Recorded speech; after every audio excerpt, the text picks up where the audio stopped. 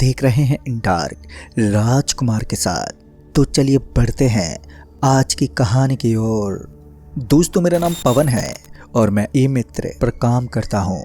लेकिन उन दिनों मेरे और हमारे दुकान वाले बॉस के बीच कुछ टकराव हो गया था, यानी कि थोड़ी छोटी मोटी लड़ाई हो गई थी। लेकिन उसके बाद इस लड़ाई ने कभी भी अपने आप में कमजोरी नहीं दिखाई, बल्कि ये बढ़ती ही गई। और फिर थक हार कर मैंने ई मित्र को छोड़ने का फैसला किया। लेकिन मैंने जिस दुकान में इतने दिन काम किया था, उसमें काम करते हुए मुझे आज 5 साल हो गए थे। और इन 5 सालों में मैंने उस दुकान में काफ़ी जानकारी बढ़ाई थी और ज़्यादातर लोग मुझे ही जानते थे। उन्हें लगता था कि ये ई मित्र मेरा ही ई मित्र है।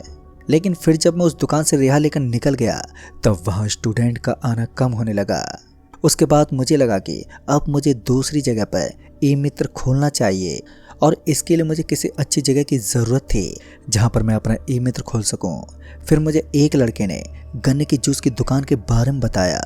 उसने बताया कि पहले वहाँ एक गन्ने की जूस की दुकान हुआ करती थी, लेकिन अब वो दुकान वहाँ से उठ चुकी है और अभी ये सही मौका है उस दुकान पर अपना हक जमाने का, क्योंकि उस जगह का किराया काफ़ी ज़्यादा भी नहीं था तो काफ़ी कम भी नहीं था।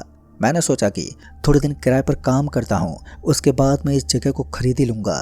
तो मैं उस जगह के मालिक से मिला तो उसने मुझे इस जगह के बारे में कुछ बातें बताई। उसने कहा, यहाँ पर जो काम करता है वो अच्छी कमाई तो कर लेता है, लेकिन वो कभी सुखी नहीं रहता।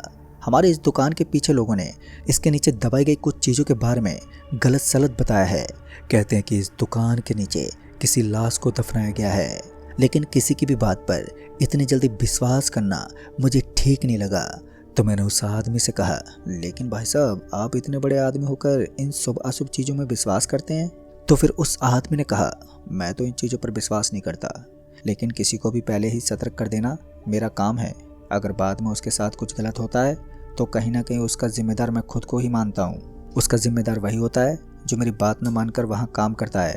मैं उस आदमी की बात से एग्री करने लगा। फिर उस आदमी ने कहा, देखो भाई साहब, मैं इस जगह का किराया नहीं लूँगा। 1 महीना मैं आपको ऐसे ही काम करने को देता हूँ। अगर आप ढंग से काम कर पाए तो अगले महीने से किराया दे देना। मुझे ठीक से तो याद नहीं है, लेकिन शायद उस आदमी का नाम मणिलाल था, जो पैसों से काफ़ी ज़्यादा अमीर था और एक सुनार की दुकान का मालिक भी था। और वैसे भी एक सुनार कम पैसों वाला कहाँ होता है। उस आदमी की कमाई बहुत ही ज़्यादा थी। फिर मैं उस आदमी के घर से निकला और फिर वापस से अपने घर लौट आया। दूसरे दिन मैंने उस जगह की जांच पड़ताल की तो मैंने देखा कि जगह दिखने में एकदम सही थी, न ही किसी चीज़ की कमी थी। यहाँ पर और तो और दुकान भी एकदम पॉइंट पर थी। जहाँ से कॉलेज की गली स्टार्ट होती थी, वो दुकान बिल्कुल उसी के पास सटी हुई थी, जो मुझे बहुत ही अच्छी लगी। अब मैं उस दुकान में हर हालत में काम करना चाहता था, इसलिए मैंने हर कोशिश को अंजाम देकर उस दुकान में काम करने के लिए खुद को रेडी कर लिया। और उसके दूसरे तीसरे दिन बाद मैंने सारी मशीनों का भी इंतज़ाम कर लिया। मैंने अपने पड़ोस में रहने वाले रतन लाल जी से उस जगह के बारे में पूछा था, लेकिन उन्होंने मुझे बताया कि सही मुहूर्त होने पर उसके बारे में मुझे बता देंगे। लेकिन उनके मुहूर्त के चक्कर में अब मैं लेट नहीं करना चाहता था, तो मैंने जल्द ही काम स्टार्ट कर दिया। शायद दूसरे दिन ही जब काम स्टार्ट हुआ तो ई मित्र पर भीड़ लगने लगी। दोस्तों, यकीन मानिए, उस दिन इतनी ज़्यादा भीड़ हो गई थी कि मैं अकेला उस भीड़ को काबू में नहीं कर पाया। मेरे काफ़ी सारे दोस्त भी थे जिनको मैं 3-4 साल से लगातार काम दे रहा था। उस दिन मैं रात के तकरीबन 8:30 बजे तक काम करता रहा और फिर दिन में काफ़ी ज़्यादा थकावट होने के कारण मुझे निकलना पड़ा। ऊपर से घर भी थोड़ा दूर था। खैर, जब मेरा काम शुरू हो चुका था तो इस पर ब्रेक लगाना तो नामुमकिन ही था, क्योंकि अब मैं कहाँ रुकने वाला था। लगातार 5 या 6 दिन तक सब कुछ एकदम सही चलता रहा और साथ ही मुझे एक अच्छी रकम भी मिलने लगी। मैंने 6-7 दिनों के अंदर अंदर 10,000 रुपये की इनकम ले ली थी, जो कि मेरे लिए इस समय बहुत बड़ी बात थी। मेरी इतनी अच्छी इनकम हो गई थी कि मैं पीछे मुड़कर नहीं देखने वाला था। मैंने उस दिन से काम रेगुलर करना स्टार्ट कर दिया और अब धीरे धीरे अच्छी और मोटी रकम भी लेने लगा। लेकिन कहते हैं, जब जिंदगी का पहिया अच्छे तरीके से घूम रहा होता है तो कहीं तो ब्रेक ज़रूर आता है, और उस ब्रेकर पर एक बार हमारी गाड़ी धीमी पड़ जाती है। इस बार मेरे सामने कोई ब्रेकर तो नहीं आया, लेकिन एक गहरा गड्ढा ज़रूर आया, या फिर यूँ कहें कि ज़िंदगी में एक गहरी मुसीबत आ गई, जिससे लड़ते लड़ते आज भी मैं थका हुआ हूँ। वैसे तो मैं दिन में काम करके तकरीबन 7 बजे के आसपास ही निकल जाता था, लेकिन अब धीरे धीरे मुझे दुकान से निकलते वक्त काफ़ी ज़्यादा लेट हो जाता था। पर अब मैंने दुकान के काम को बढ़ा दिया था। सिर्फ 1 महीने के अंदर ही हम 2 जने मिलकर उस ई मित्र पर काम करने लगते थे। फिर भी हम पूरा काम निपटा नहीं पाते थे। लेकिन एक रात मेरे साथ उस ई मित्र पर एक अजीब सी घटना हुई। दरअसल मैं पूरे दिन काम करते करते अब थक चुका था, इसलिए मैं वहीं ई मित्र पर लेट गया। काफ़ी ज़्यादा लेट हो जाने के कारण मैंने सोचा कि 10 से 15 मिनट आराम करके फिर निकल जाऊंगा, और फिर मैं उसी ई मित्र के ऊपर पड़ी एक टेबल पर अपना सर रखकर सोने लगा। लेकिन फिर मुझे ऐसा लगा कि कोई मेरे पैरों को अपने कोमल कोमल हाथों से छू रहा है और मुझे अपने शरीर में एक अजीब सी सनसनी का एहसास हो रहा था। मैंने झट से अपनी आंखें खोली तो मुझे ई मित्र से बाहर कोई निकलता हुआ नजर आया। फिर मैं जल्दी से उठा और ई मित्र के बाहर देखने लगा तो दूर दूर तक वहां पर कोई मौजूद ही नहीं था। इस बात ने मेरे रोंगटे खड़े कर दिए थे। मुझे विश्वास ही नहीं हो रहा था कि अभी अभी मेरे साथ जो हुआ था वो कोई हकीकत थी। दोस्तों, ये वो रात थी जिसके बाद मेरी जिंदगी में बदलाव आने लगे। पता नहीं क्यों, लेकिन पूरी रात मेरे दिमाग में उसी बात की चर्चा होती रही कि अचानक वहाँ क्या हुआ था जो मुझे समझ में नहीं आया। एकदम से पूरा शरीर मेरा ठंडा पड़ गया था और पूरे शरीर में एक अजीब सा संचार बन गया। उस वक्त मैंने इस बात को अपने दिमाग से निकालने की बहुत ही कोशिश की, लेकिन वही कोमल कोमल उंगलियां मुझे महसूस हो रहे थे। इस बात को बार बार दिमाग से निकालने की कोशिश जारी रहती, लेकिन मैं इस बात को निकाल ही नहीं पाता। फिर जब रात को मैं सोया तो पता नहीं क्यों, लेकिन ऐसा लगा कि कोई है जो मेरे बगल में लेटा हुआ है। लेकिन जब अपना मुंह फेर कर अपने बगल में देखता तो मुझे वहाँ कोई भी नजर ही नहीं आता। और सच में ये चीज़ हर किसी को डरा कर रख देने वाली घटना थी। उसके दूसरे दिन जब मैं अपनी नींद से उठा तो मुझे अपने शरीर पर भारी भारी वजन लगने लगा। ऐसा लग रहा था मानो कि मैं पूरी रात कोई काम करता रहा हूँ। उस दिन मेरी हिम्मत पूरी तरह से टूट चुकी थी। ऐसा लग रहा था मानो मेरा शरीर टूट गया हो। खैर, उसके बाद किसी तरह से मैं अपनी बाइक लेकर फिर से अपने ई मित्र के लिए निकल गया। सुबह मैं दुकान पर पहुंचा तो अनिकेत पहले ही दुकान पर आ गया था और वो झाड़ू वगैरह करने के बाद काम पर लग गया था। अनिकेत की यही बात मुझे सबसे ज़्यादा प्रभावित करती थी। दरअसल वो बंदा काम करने से ज़्यादा कंसिस्टेंट रहता था। फिर मैं जाकर अपनी कुर्सी पर बैठा और अनिकेत को रात में हुई पूरी बात के बारे में बताने लगा। इस पर अनिकेत ने कहा, भैया लगता है आपको कोई गलतफहमी हुई है। मैंने तो आज तक कभी ऐसा महसूस ही नहीं किया, और ऐसा भी तो हो सकता है कि हवा की वजह से ऐसा हुआ हो। मैं अनिकेत की बातों से थोड़ा रूबरू तो हो सकता था, लेकिन जो दुकान से अचानक ही बाहर निकला था वो कौन था और उसकी जर्सी भी मुझे ठीक से नज़र नहीं आई थी। फिर उसके बाद मैं फिर से काम में लग गया, लेकिन आज दुकान में मेरा मन नहीं लग रहा था और बार बार ऐसा लग रहा था मानो मेरे शरीर पर कुछ भारी सा वजन रख दिया हो। मुझे ऐसा लगा कि अब दुकान में मुझे घुटन हो रही है, तो मैंने अनिकेत को दुकान को संभालने को कहा और फिर बाहर आकर एक कैफ़े में चला गया जहाँ मेरे कुछ दोस्त भी बैठे हुए थे। मैं उसी कैफ़े में बैठकर एक बार चाय का कप घटकने में लग गया। तब जाकर मुझे थोड़ा ठीक महसूस हुआ और अपने दोस्तों से इधर उधर की बातें करने लगा। लेकिन मैंने किसी को भी उस दुकान के बारे में नहीं बताया था, क्योंकि मैं जानता था कि इस दुकान के बारे में बखान करने के बाद वहाँ की बेतुकी बातों का वर्णन होगा। लेकिन कल रात जो घटना मेरे साथ हुई थी उसे महसूस करके मुझे भी यही लगने लगा था कि उस दुकान के अंदर कुछ तो ऐसा है जो एक नॉर्मल इंसान की सोच से परे होगा। लेकिन उस वक्त मैंने इस चीज़ को ज़्यादा ध्यान में रखना सही नहीं समझा, क्योंकि सिर्फ एक बार के लिए मैं अपने दिमाग को ख़राब नहीं करना चाहता था। फिर मैंने इस बात को दिमाग से निकाला। फिर मैंने सोचा कि अब जो होगा वो देखा जाएगा। पूरे दिन काम करता रहा।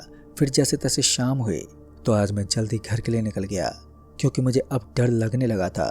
वैसे भी अंधेरा होते ही मेरे दिल में डर कुछ ज़्यादा ही सवार हो जाता था। खासकर उस दिन के बाद अब मेरा मन बेचैन रहने लगा था। इन चीज़ों को इग्नोर करते हुए फिर से अब धीरे धीरे नॉर्मल होने लगा। लेकिन ये नॉर्मल होने का सबक बस कुछ दिनों का था, क्योंकि उसके बाद जो हुआ वो सच में हर किसी को डर से दहला कर रख दे। 3 दिन तक सब कुछ नॉर्मल रहा, लेकिन जैसे ही चौथे दिन की शुरुआत हुई है तब ऐसा लग रहा था कि अब सब कुछ नॉर्मल और सही हो गया है।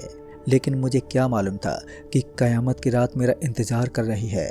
फिर एक रात जब मैं फॉर्म लगाते लगाते थक गया था और इसी तरह पता नहीं कब मेरी आंख लग गई थी, और इसी तरह बहुत ज़्यादा थकावट होने के कारण मैं एक गहरी निद्रा में चला गया।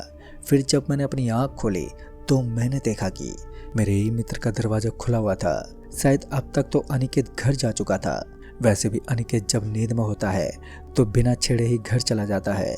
मुझे गुस्सा इस चीज़ पर आ रहा था कि आज मैं ना चाहते हुए भी इतनी गहरी नींद में लेट गया।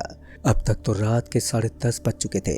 फिर जब मैं उठकर दरवाजे के पास गया तो मैंने देखा कि बाहर बहुत जोर की बारिश हो रही थी। इस मूसलाधार बारिश के बीच में बाइक पर बैठकर अपने घर पर जाना मुझे तो अब बिल्कुल भी पच नहीं रहा था। मेरे बगल में रहने वाले रामलाल दादा को जब मैंने फ़ोन लगाया तो उन्होंने बताया कि वो तो कब के घर जा चुके हैं और इतनी रात तक तो पूरा का पूरा बाजार खामोश हो जाता है। यानी कि सभी लोग अपनी दुकान बंद करके घर के लिए निकल जाते हैं। अब तक जहां मुझे अपने घर होना चाहिए था तो मैं अभी भी बेवकूफ़ की तरह दुकान में ही पड़ा था। उसके बाद मैंने सोचा कि दुकान को बढ़ा देता हूँ और फिर थोड़ी देर के बाद बारिश थमी तो यहाँ से निकल ही जाऊँगा। और यही सोचकर मैंने दुकान को बढ़ा दिया और फिर दुकान के अंदर ही आराम से बैठ गया। अभी मैं फ़ोन पर टाइम पास करने में ही लगा था कि तभी बगल में पड़े कंप्यूटर की स्क्रीन एकदम से ऑन हो गई थी और ये देखकर मैं पूरा अंदर तक सहम चुका था। उसके बाद मेरे ही बगल में रखे उसके कंप्यूटर की स्क्रीन एकदम से फ्लिप करने लगी और ये देखकर मैं और भी ज़्यादा डर गया। मैं अपनी कुर्सी से उठने ही वाला था कि तभी मेरे शरीर पर बहुत भारी वजन आने लगा। ऐसा लग रहा था मानो मैं छटपटा कर भी अपने आप को छुड़ा नहीं पा रहा हूँ। बहुत देर तक कोशिश करता रहा। अंत में हिम्मत टूट गई और उसके बाद मेरे पूरे शरीर में एक अजीब तरह की हलचल हो रही थी। ऐसा लग रहा था मानो अभी भी कोई है जो मेरे सामने खड़ा होकर मुझे घूर रहा है। लेकिन मैं इस बात को समझ नहीं पा रहा था कि आखिर मेरे साथ हो क्या रहा है। थोड़ी देर और बीत गई और मैं ज्यों का तो वहीं उसी कुर्सी के ऊपर ही बैठा हुआ था और तभी मैंने देखा कि वहाँ की ज़मीन में एकदम से कटाव आने लगा और ज़मीन फटने के कारण मेरी कुर्सी भी उस ज़मीन के अंदर समाने लगी। कुछ देर के बाद मेरी आंखें बंद हो गई और मेरी आंखों के सामने काला काला बहुत गहरा अंधेरा छा गया था, जिस वजह से मुझे कुछ भी नज़र नहीं आया और मैंने अपनी आंख बंद कर ली। लेकिन जैसे वो काला अंधेरा मेरी आंखों के सामने से हटा तो मैंने देखा कि मैं एक ऐसी जगह पर आ गया था जहाँ चारों तरफ लंबे लंबे खंभे बने हुए थे और उन बड़े खंभों के ऊपर उर्दू भाषा में कुछ अजीब सा लिखा हुआ था। ऊपर से मुझे उर्दू भाषा के अबाउट कुछ भी मालूम नहीं था तो मैं उसे समझ नहीं पाया। फिर मैंने सोचा कि एक बार के लिए मैं इस कुर्सी से उठकर इधर उधर देखता हूँ। पहले से मैं काफ़ी डरा हुआ था, इसलिए मैं धीरे धीरे अपनी कुर्सी से उठ गया और फिर वहीं अपने आजू बाजू में देखने लगा। तभी मेरे कान में एक आवाज़ आने लगी कि तुम लोगों ने मेरे साथ अच्छा नहीं किया, और ये आवाज़ मुझे किसी आदमी की लग रही थी। जब मैंने पलट के पीछे देखा तो मुझे वहाँ भी हवा के अलावा कुछ भी नज़र ही नहीं आया। मैं बहुत ही देर तक इधर उधर घूमता रहा लेकिन वहाँ कोई भी मौजूद ही नहीं था। मेरे पूरे शरीर में बिजली की तरह कंपन हो रहा था और मैं उस छोटी सी जगह में घूम तो रहा था लेकिन मुझे यहाँ से निकलने का कोई रास्ता नज़र ही नहीं आया। फिर अचानक ही मुझे उस कुर्सी के ऊपर कोई बैठा हुआ नजर आया। फिर जब मैं उस कुर्सी की तरफ बढ़ने लगा था तो फिर अचानक ही मेरा कदम किसी चीज़ से टकरा गया और मैं हड़बड़ाहट में एकदम से वहीं ज़मीन पर गिर पड़ा और वहीं धड़ाम से ज़मीन पर गिरने के कारण मेरी नज़र उस चीज़ पर पड़ी जिस चीज़ से मैं टकराया था। दरअसल मैंने देखा कि वो किसी की लाश थी जो अब गल चुकी थी। उस लाश की सड़ती हुई बदबू के कारण मेरा तो उल्टी करने का मन कर रहा था। फिर कुर्सी पर बैठे उस आदमी ने जब अपना चेहरा मेरी तरफ घुमाया तो मेरे रोंगटे खड़े हो गए। लंबे लंबे दांत वाला वो आदमी कोई भूत था जिसका चेहरा बहुत ही ज़्यादा डरावना था। फिर वो आदमी एक ही पल में मेरी आंखों के सामने आकर एकदम से खड़ा हो गया। उस आदमी के उस भयानक चेहरे को देखते ही मैं उस जगह पर डर से एकदम से बेहोश होकर ज़मीन पर गिर पड़ा। उसके बाद क्या हुआ मुझे कुछ भी मालूम नहीं है, क्योंकि फिर जब दोबारा मेरी आंख खुली तो मैंने देखा कि मैं अपने ई मित्र के भीतर लेटा हुआ था और ज़मीन पर पड़ा था। ई मित्र के अंदर पानी भरने को आया था। जब मैंने समय देखा तो रात के 2:30 बज रहे थे। उसके बाद मैंने अपना बैग उठाया और ई मित्र का दरवाज़ा खुलने लगा। इस बार दरवाज़ा बड़े आराम से खुल गया और बाहर जाकर देखा तो अब बारिश थम चुकी थी। आज हुई इस घटना से मुझे इस चीज़ के बारे में एहसास हो गया था कि लोगों की करी गई बातें अफवाह नहीं बल्कि उनके पीछे बहुत सारी सच्चाई छुपी हुई है। फिर उसके बाद मैं अपनी बाइक पर बैठ गया। मैं अभी भी यही सोच रहा था कि वो मेरा सपना था या फिर मैंने हकीकत में कुछ देखा था। अगर मैंने हकीकत में कुछ देखा था तो फिर मैं उस ज़मीन की गहराई से वापस ऊपर कैसे आया और उस ज़मीन के अंदर ऐसे कौन से राज दफनाए गए हैं जिनसे मैं अभी तक रूबरू नहीं हूँ। मैंने आज ही मित्र को बंद करने का प्लान बना लिया था, लेकिन फिर जब मैं अपने घर पहुँचा तो पता चला कि हमारे घर में गैस सिलेंडर फट गया है, जिससे पूरे घर में बर्बादी हो गई है। लेकिन एक अच्छी बात ये थी कि सिलेंडर फटने की एक जगह घर की रसोई थी, तो रसोई के अंदर कोई मौजूद नहीं था, तो किसी को कोई खरोंच तक नहीं आई थी। मुझे इस बात से राहत मिल रही थी कि रसोई के अंदर कोई नहीं था और किसी को खरोंच भी नहीं आई। लेकिन दूसरी तरफ मुझे इस चीज़ का भी डर लग रहा था कि ये सब ई मित्र की वजह से तो नहीं हो रहा। अब मेरा माथा सनक चुका था। उसके बाद मैंने सोचा कि आज मैं सब कुछ सबके सामने ला कर ही रहूँगा। मैंने उस ई मित्र को तो बंद कर दिया, लेकिन फिर मैं उस ई मित्र की जगह वाले मालिक के पास पहुँचा। तब जाकर उस मालिक ने बताया कि इस चीज़ का रहस्य क्या है और क्या नहीं, ये तो मैं नहीं जानता। अगर मुझे इस चीज़ के बारे में जानना है तो जिस इंसान के पास 10 साल पहले ये जगह थी, अब मुझे उसी के पास जाना होगा। अब मैं कहाँ रुकने वाला था। मैंने घर की बर्बादी को देखकर ही बस ये सोच लिया था कि अब मैं बहुत ही जल्दी इस जगह की सच्चाई सभी के सामने ला कर रख दूंगा। उसके बाद जैसे ही मैंने उस जगह को ताले से लॉक कर दिया तो पता नहीं क्यों, लेकिन मेरे घर पर अजीब सी चीज़ें होने लगी। कभी घर का सामान इधर से उधर बिखर जाता, तो कभी कभार हमारे घर के अंदर किसी के बच्चे और रोने की आवाज़ें आने लगती।